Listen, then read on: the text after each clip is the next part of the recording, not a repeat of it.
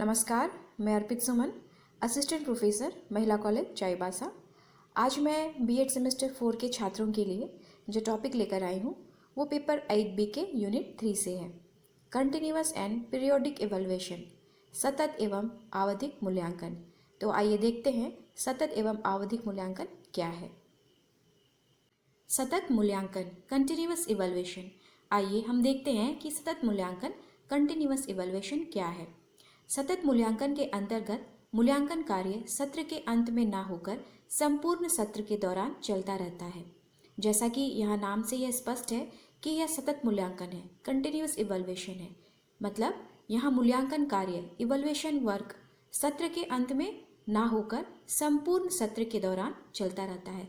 पूरे सत्र में कंटिन्यूअसली यह चलता रहता है। इस मूल्यांकन में जो व्यक्ति अध्यापन कार्य करता है वही मूल्यांकन कार्य भी करता है। इस इवैल्यूएशन प्रोसेस में, इस मूल्यांकन कार्य में जो व्यक्ति पढ़ाता है, अध्यापन कार्य करता है, वही मूल्यांकन भी करता है। यानी कि शिक्षक के द्वारा ही अध्यापन कार्य होता है और मूल्यांकन कार्य भी शिक्षक के द्वारा होता है। छात्रों की शैक्षिक प्रगति का मूल्यांकन शिक्षण कार्य कर रहे अध्यापकों के द्वारा पूरे सत्र में थोड़े थोड़े अंतराल पर किया जाता रहता है।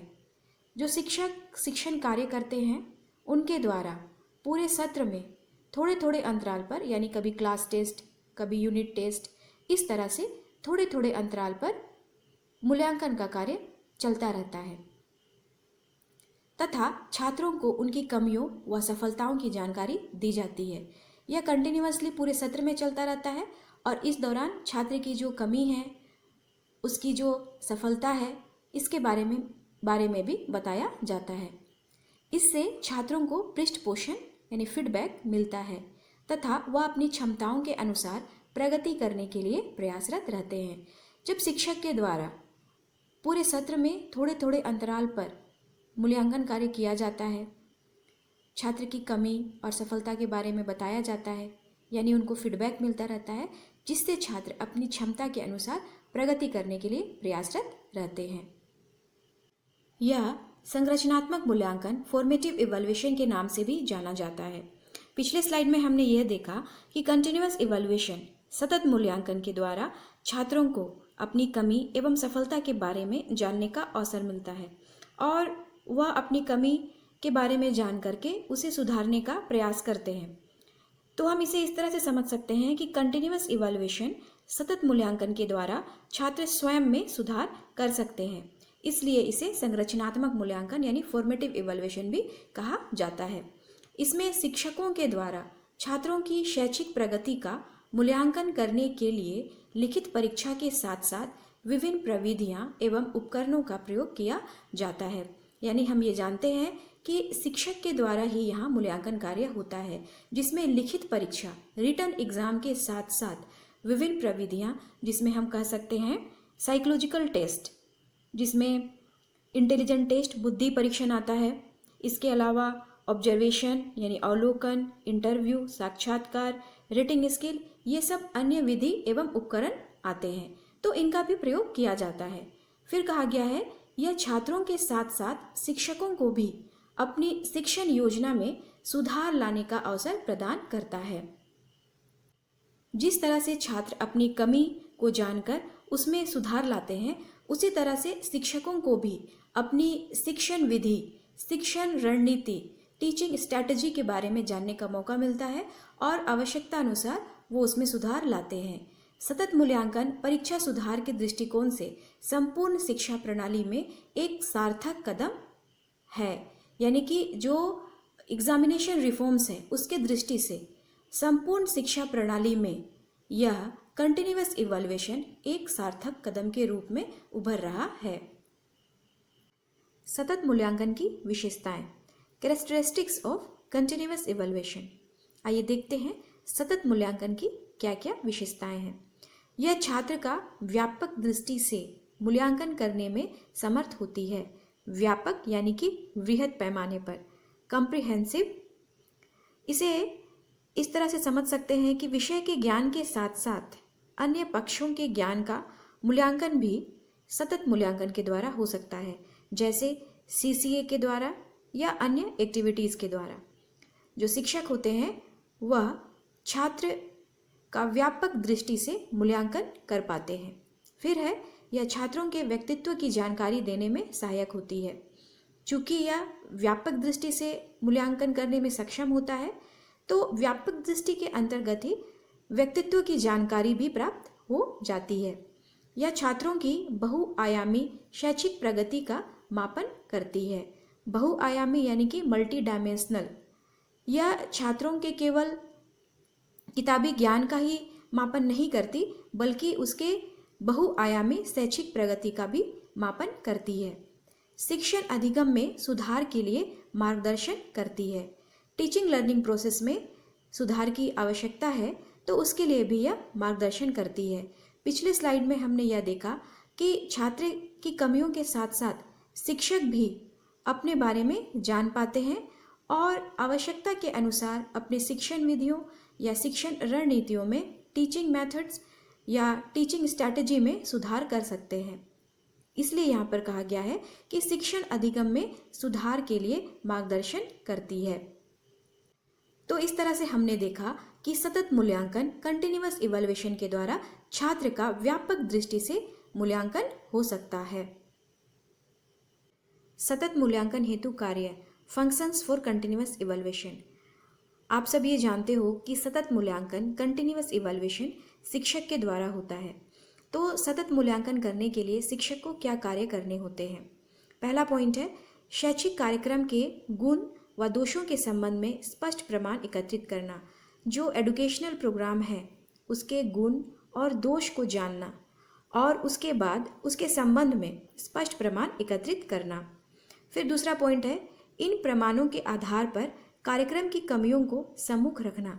जब गुण व दोष के प्रमाण मिल जाएंगे तो उन प्रमाणों के आधार पर कार्यक्रम की जो भी कमियां हैं उनको सम्मुख रखना, सामने रखना। फिर तीसरा पॉइंट है, इन कमियों को दूर करके शैक्षिक कार्यक्रम को अधिक प्रभावशाली बनाने के लिए सुझाव प्रस्तुत करना। जब कमियों को सम्मुख रखा जाएगा तो इन कमियों को दूर करके जो शैक्षिक कार्यक्रम है, एजुकेशनल प्रोग्राम है, उसको और अधिक प्रभावशाली बनाने के लिए सुझाव प्रस्तुत करना। इस तरह से हम ये कह सकते हैं कि सतत मूल्यांकन हेतु शिक्षक के ये कार्य हैं जिसके आधार पर यह छात्र के उपलब्धि स्तर को सुधार सकता है। साथ ही शिक्षक अपने शिक्षण कार्य, अपने शिक्षण रणनीति में भी सुधार ला सकता है। इसलिए इसे संरचनात्मक मूल्यांकन यानी फॉर्मेटिव इवैल्यूएशन भी कहते हैं।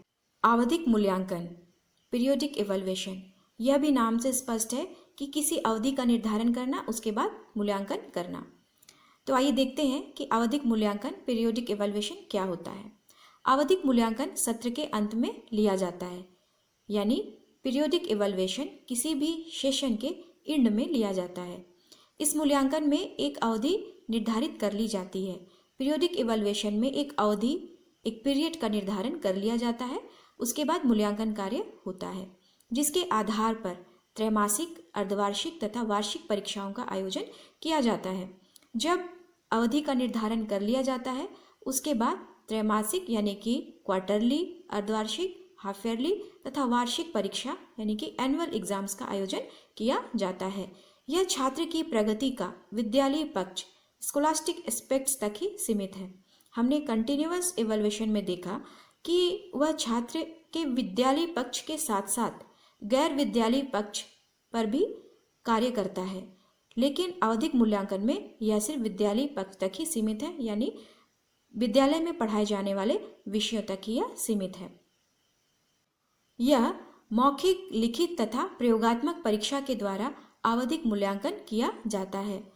आवधिक मूल्यांकन के लिए मौखिक यानी ओरल, लिखित, रिटन तथा प्रयोगात्मक प्रैक्टिकल एग्जाम ही लिए जाते हैं, जबकि हमने कंटिन्यूअस इवैल्यूएशन में देखा कि रिटन एग्जाम, लिखित परीक्षा के साथ साथ अन्य प्रविधि एवं उपकरण का प्रयोग किया जाता है, जिसमें साइकोलॉजिकल टेस्ट के द्वारा ऑब्जर्वेशन, इंटरव्यू, रेटिंग स्केल इत्यादि का प्रयोग किया जाता है। लेकिन पीरियोडिक इवैल्यूएशन में सिर्फ मौखिक, लिखित और प्रयोगात्मक परीक्षा का ही प्रयोग किया जाता है।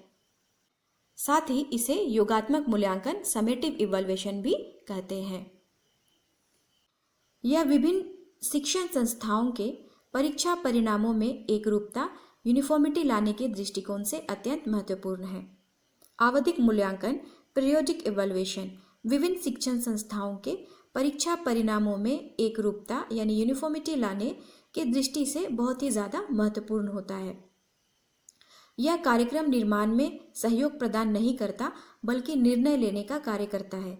हमने कंटिन्यूअस इवैल्यूएशन में यह देखा था कि कंटिन्यूअस इवैल्यूएशन कार्यक्रम निर्माण में सहयोग प्रदान करता है, लेकिन आवधिक मूल्यांकन में हम यह देख रहे हैं कि यह कार्यक्रम निर्माण में सहयोग प्रदान नहीं करता बल्कि निर्णय लेने का कार्य करता है, यह डिसीजन लेता है।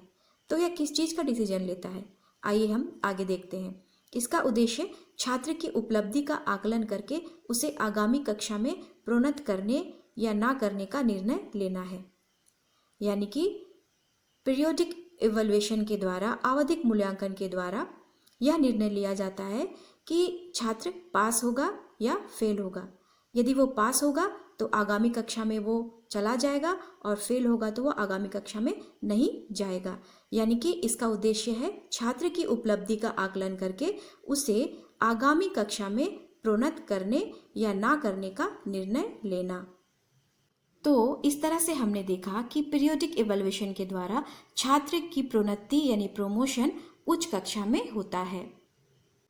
आवधिक मूल्यांकन की सीमाएं, लिमिटेशन ऑफ पीरियोडिक इवैल्यूएशन, जिसमें पहला पॉइंट है छात्रों के शैक्षिक प्रगति के संपूर्ण अर्जित ज्ञान, बोध और कौशल की जानकारी नहीं मिल पाती है।